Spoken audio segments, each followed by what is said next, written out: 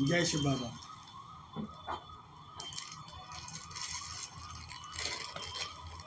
ज्ञान होता ही है सदगति के लिए। शास्त्र आदि पढ़ने से सदगति या मुक्ति नहीं हो सकती। यह तो भक्ति के सामग्री हैं। शास्त्र आदि तो भक्ति की सामग्रियां हैं। और पत्थर बुद्धि मनुष्य परमात्मा को पत्थरों में प्रतिष्ठित कर पूछते रहते हैं। इस भारत में अपार धन था। मंदिर और मूर्तियां हीरे जवाहरातों की बनाई जाते थे। उस समय भक्ति भी अब व्यभिचारी थी। उसमें व्यभिचार उत्पन्न नहीं हुआ था।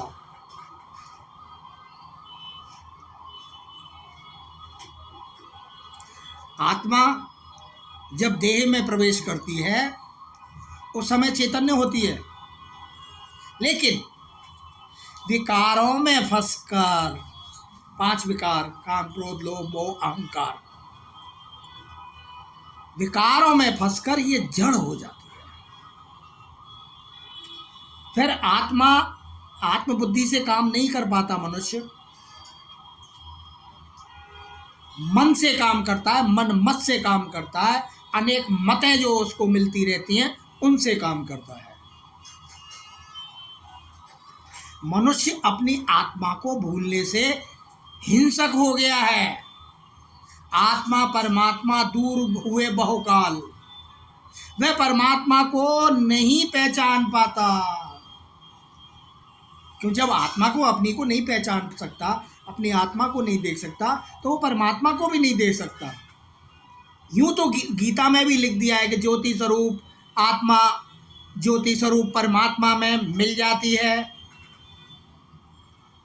लेकिन सोचने की बात है कि आत्मा और परमात्मा दोनों ही तो एक बिंदु स्वरूप हैं, जो एक दूसरे में समा नहीं सकते, क्योंकि दोनों ही अविनाशी हैं। अगर एक दूसरे में समा जाएंगे तो अस्तित्वहीन हो जाएंगे ना। आत्मा अस्तित्वहीन हो जाएगी, जबकि आत्मा तो अविनाशी है। अब देखिए, सतयुग, त्रेता, द्वापर, कलयुग, उसके बाद है ये संगम युग। उसमें मनुष्य परिवर्तित होते हैं, पुरुषोत्तम बनते हैं। राजयोग से उनको उत्तमता मिल जाती है। सारे यूनिवर्स को इस युग में चेंज किया जाना है।